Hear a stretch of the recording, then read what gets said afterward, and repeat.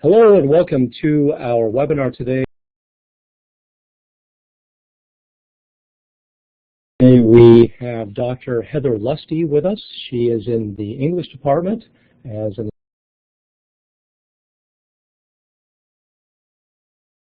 Wilcoxon is the instructional designer working. And I am Michael Wilder. I'm here to act as the moderator today and perhaps to provide a little bit of context into how we're interested in developing flexible online courses. One of the great myths about online courses is that it locks you into an inflexible situation, and that really is far from the truth, depending upon how the course is designed. If it is designed with the idea of flexibility in mind, it can provide opportunity for individual teaching styles, as well as for creativity and innovation, and certainly for spontaneity. And at the same time, can provide for structure for new educators, for example, that haven't previously had any kind of content, or even for veteran educators that would like to have some material already at their fingertips. And at the same time, these kind of master courses can accomplish departmental learning objectives. So we have asked Dr. Lusty to come in today, and with Kevin Wilcoxon to come in today to talk about one model for developing a flexible online course that can serve some of these purposes. So with no further ado, I'm going to go ahead and turn over the microphone today to Dr. Lusty. Hello. Hi. Heather, we've had some fun times this past summer, so it's been an interesting experience, and I think a very useful one. So I want to ask you some questions about the course. Let's first talk about what are the goals for setting up this particular shell. Okay, well, our original goal for designing a course shell for the World Literature Surveys was to gather and streamline the instructor resource information from the publisher, information from the World Literature Director, samples from faculty willing to share their curriculum, and from the library. Previously, material from the publisher was on a disk that was provided with the required anthology to the instructor to use however they saw fit. Sample syllabi and university verbiage was traditionally sent out via email to all current instructors. Library resources were available on the library site, but even I wasn't familiar with exactly what they had, and there's a student site and an instructor site. So ultimately, a new instructor stepping into this shell would find one-stop shopping for resources, sample syllabi, required content, sample assignments, and so forth. Okay. When we set up to proceed, were there any departmental considerations or standards that you wanted to include? Now that World Literature is an approved course fulfilling the university's second-year experience requirement, there were some additional materials, mainly the UULOs, the department standards, writing assignments, and rubrics that became part of every course section. I wanted to get all of that material into one place and then allow instructors to customize their course and add their own materials. But another benefit of this is that providing the syllabus information for all instructors would be in one place, and the World Literature Coordinator is also able to post in here and get everybody on their teaching site, as opposed to mass emails. Okay, so in other words, the coordinator can communicate through the sections. Yeah, our coordinator has access, and her GA has access. So. Okay. Okay. I want to point out how the ULOs are associated with the course objectives. I think that's a really good way, especially since I think incoming freshmen now are familiarized with the ULOs, and so to have those ULOs associated with course objectives is a really positive thing. I'm kind of curious, are the objectives uniform through the department? Do the individual instructors have a... These objectives are specific to this core course. Okay. Yes. Instructors were invited to change or add or modify the ULO 5F assessed primarily through informal writing. I don't know that many instructors did because this sort of gives a nice umbrella of all the different types of assignments we do and how they're satisfying the ULOs. And as a department, we want to make very sure that it's obvious how all of the writing we're assigning is fulfilling these various university requirements. Okay. Okay. Well, with that preliminary, then, why don't you give us a little tour of the course shell? Okay, the course opens on the announcements page. The instructor resource page is at the top of the toolbar, but hidden from the students. I'm not sure. You're in the student view. Yeah, we're there. in the student view here. Above that, that top line, there's an instructor resource folder that's hidden from students. And I actually have a screenshot of that. If you took it out? I have of the folder, the instructor resources. Oh, we've got it. Yeah. Anything the teachers want to have students use from this folder can be moved into learning modules that they create. So it's all available for instructors, and they can pick and choose what they want to use and then move it to where they would prefer it. The first group of menu items there are orientation items for the students, so getting course objectives and ULOs, the announcements, the syllabus, learning modules. The second set of items are student resources, the publisher's study aids and slideshows, supplementary videos, and the writing support folder, as well as links to university support and Blackboard support below that. Great. The third set of items are student tools, My Grades, email, messaging, discussions, and instructors can customize these and open or restrict access based on how they prefer or require their students to communicate in the course.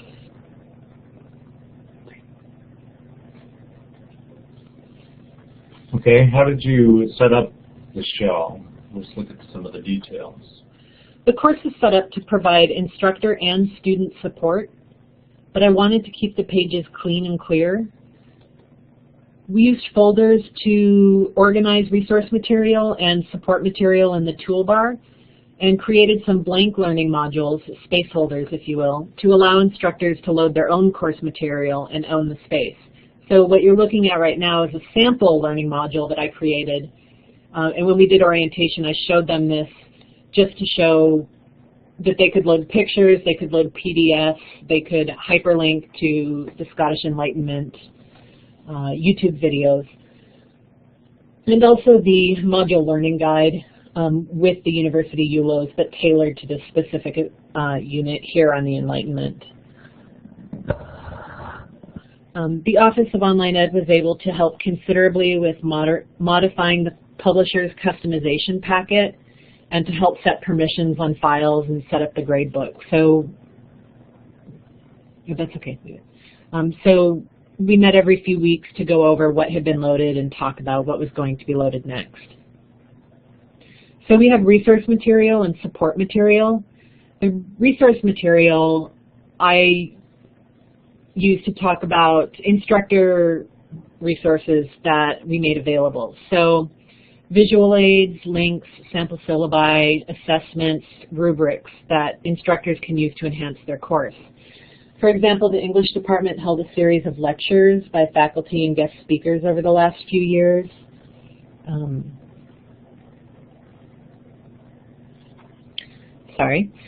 And those were buried somewhere else on the university site, so I created a sample syllabi folder with, I also created a sample syllabi folder that is the fourth one down there with assignments. And if a new instructor needs ideas or examples of how much reading to assign per week and how to space it out, they can browse the samples provided.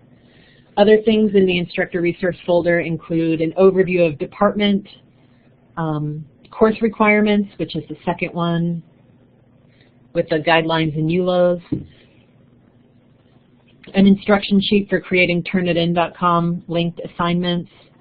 We also linked to the library's World Literature Resources page, designed for instructors. You know, a full slide for that, don't you? Yeah. There we go. So, so we were able to link directly to these, and then instructors can move them into appropriate units or pull them up in class and show students what's available for them. Next slide. Support material is material designed specifically for the students. This course requires a minimum of 25 pages of writing over the semester. Most of us do about 40 pages of writing. So in addition to the publisher's visual supplements and website extras, I created a writing support folder. And what we're looking at now is the writing support folder and the MLA guide. So there's a short guide and a long guide to MLA citation format, a link to Purdue's online writing lab, handouts distinguishing resource material. The publisher's supplemental information went in also, and we labeled that Norton study aids and quizzes. So if instructors want to use this material, they can move it into their own content folders. They can also link, if they don't want to move, they can link. So, okay, are there any required elements within the shell? For this particular course, there is a required essay, but instructors are able to write their own essay assignment sheet. So the short answer is no. Mm-hmm. But it would be possible to set units if a core course in a department were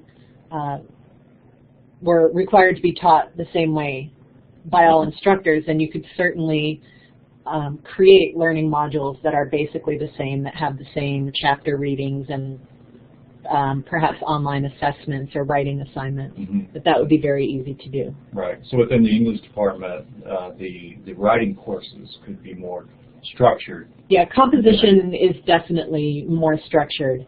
Mm-hmm. World literature is structured in the amount of reading and the distribution of texts over world cultures and the amount of writing, but the actual selection of the texts is left up to instructors. We do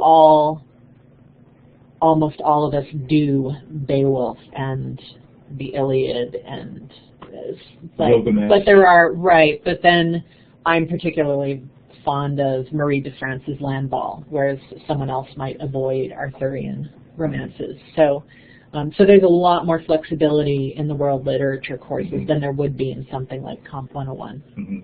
Well, I think the real value of this whole model is how you can adjust it to being quite open to individual customization all the way to a rigid structure.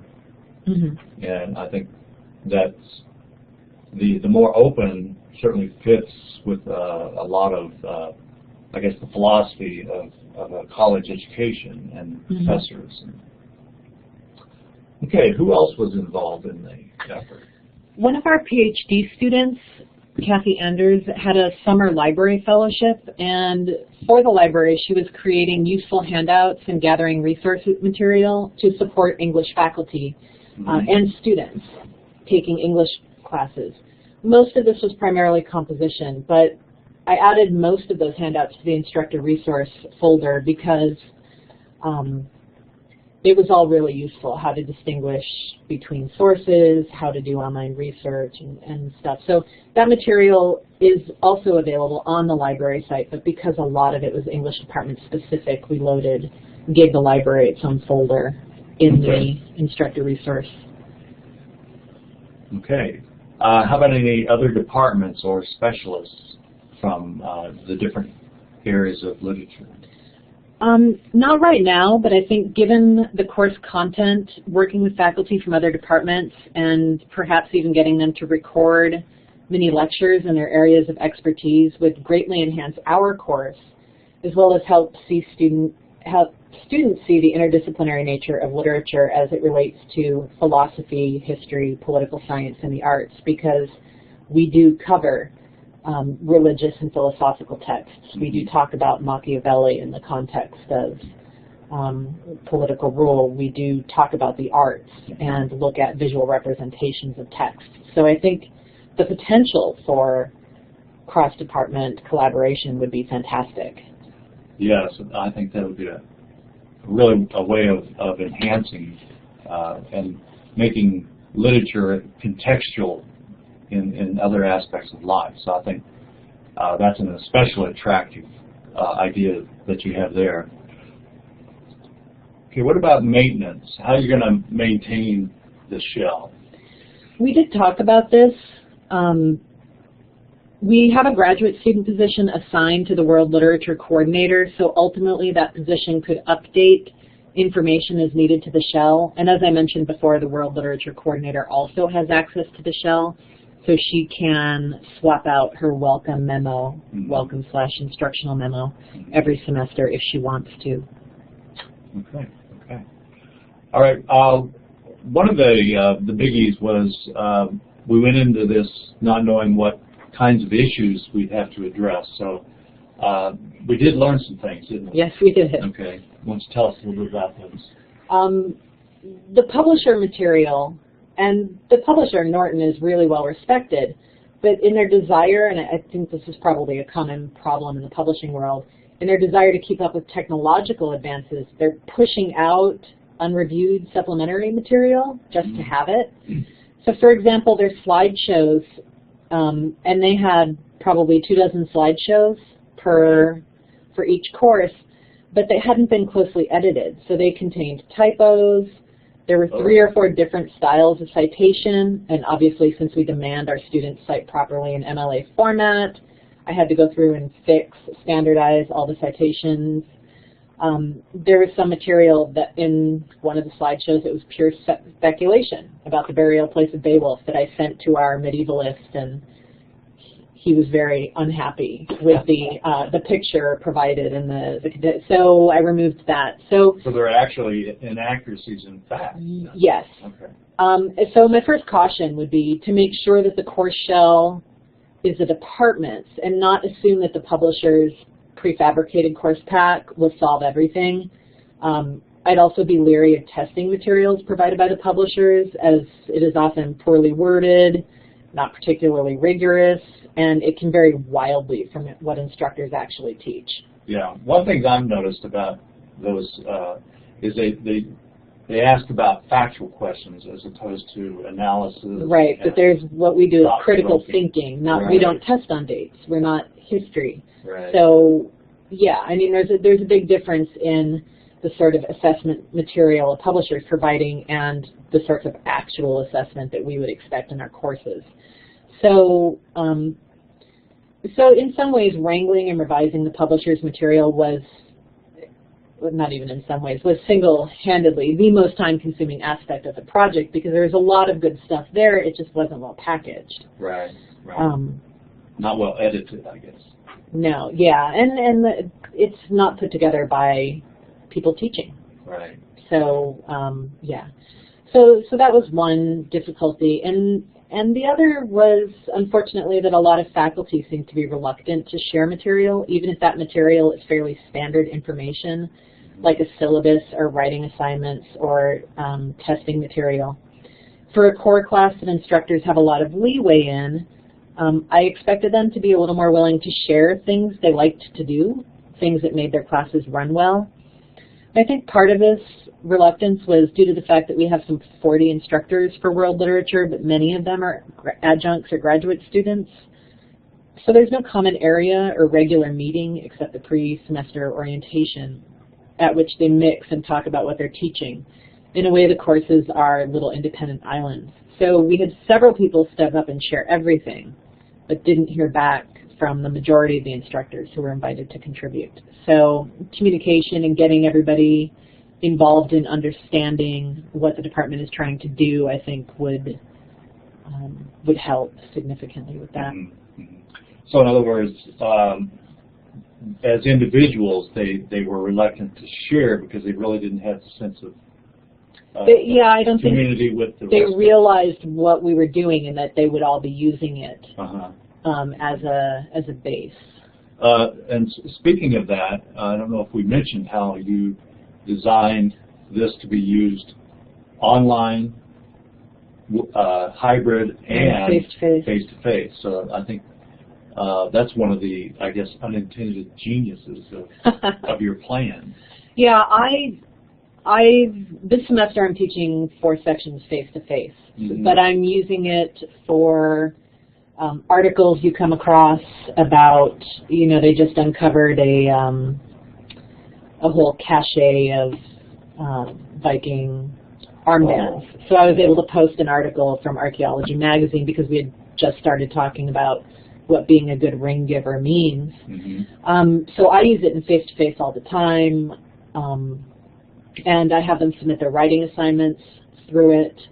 And what's the particular advantage of that? Well, the turnitin.com function as a deterrent is fantastic. Also, it creates a digital archive of whether the students have indeed submitted their work, if it's the only way you take that.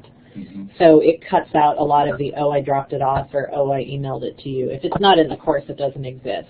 Right. So even I frequently take late assignments for whatever reason, but I have them send them through the course so that there's a record of that assignment being submitted somewhere within the platform. All right. Well, thank you. How about over time? What's the plan for improving the course? Let's say as the world changes, how does the course change with it? I would personally like to streamline some of these folders based on how much instructors used. Okay, so now you've got a big smorgasbord, and you want to see what they're using. And well, it's because I'm using it on a daily basis in my courses. There are things that I don't use that I could do without. And again, all instructors are capable of moving or deleting or adding material as they see fit. So, but I would even like to see the course shell a little more streamlined. I already went in and rearranged the communication panel. We had to tweak some of the course aspects because the way Blackboard was functioning at the beginning of the semester. So students couldn't tell if they had a message. So so we had to add that, Yeah, I guess that's been a confounding factor, introducing the new learning management system along with your new course. Yeah, a lot of the things that the old Web Campus did, current Blackboard does not do. So there will be a couple of tweaks to adjust to what Blackboard is actually capable of. And then we do plan on adding resource material and video lectures as they become available. The English Department's doing another series on teaching world literature and themed talks by various guest speakers. So we would like to keep adding those evolving resources, which can be modified also if course requirements change. I've been teaching world literature for 12 years, and it's changed 3 times significantly. So if we reintroduce a core required reading list, for example, we would be able to go in and make sure that there were resources available for that and post the required reading list. So, and I don't think we'll change textbooks again, but we have changed from Norton to Bedford to Longman and back to Norton. So obviously if we changed textbooks again, there would need to be a spring cleaning a little bit. And having it in one spot, you can change it here, and then you farm that out to the individual sections. Yeah, so each time a new instructor comes into world literature, they're given this platform in whatever the current edited model is. So they do get the most up-to-date version and the most up-to-date resources, and then they can customize it from there. Okay. Well, thank you, Heather. All right. Do we have any questions at this point from any of the participants here? Please feel free to go ahead and either use your microphone, or you can, Leanne, if you have a question. I see your hand is raised. That's great. If you have a microphone, you're welcome to go ahead and speak it, or if you'd like to type it into the into the chat box. Okay, great, thanks. Well, if you go ahead and type it into the chat box down below, I'll read it also so that anyone else can hear it. While she's typing, I want to go ahead and once again thank Dr. Lusty for being with us today. That was fantastic, and it touched on so many great ideas. Kevin, thank you so much for working here with us and for posing great questions also. Really, these are some themes that we face in online education every day, and provide some solutions. All right, so Heather says, Leanne asked Heather, do you think the instructors are unwilling to contribute materials due to the fact that PTIs are so underpaid? No, actually our PTIs were the ones who stepped up and contributed, and full-time faculty did not. So I think it was more of a lack of understanding about what we were going to do and the fact that they would be looking at it, whether they wanted to or not. So again, we had several PTIs who gave everything, exams, writing prompts. I gave all my stuff as well, but for the most part it was a syllabus here, a writing assignment there. I think that was just sort of due to a lack of awareness about what we were trying to do, because this model is a little different and we haven't had anything like it before. Well, I hope the practice spreads, because I love the setup. I really do. Right. Yeah, in the long run it's for everyone's benefit. Right? It makes life easier for all of us, as well as the instructors. You know, it becomes a pool of knowledge rather than a restricted set. Well, thank you. If there are any other questions, feel free to ask now. But I think we're going to go ahead and wrap up unless we have any others. We do always invite participants to provide us with some feedback for these, and here you can see the URL. I'm going to go ahead and type this in so you can click on it also. But please, if every one of the participants today would go ahead and provide some feedback into our session, we would all greatly appreciate it. Feel free to contribute any suggestions for future webinars, topics of what we can discuss here. We thank you all very, very much for that. So here's the link now, and some contact information as well if you would like further information from Dr. Lusty or Kevin Wilcoxon. All right, thank you so much. Again, I'm going to go ahead and show the slide that identifies how to leave the session.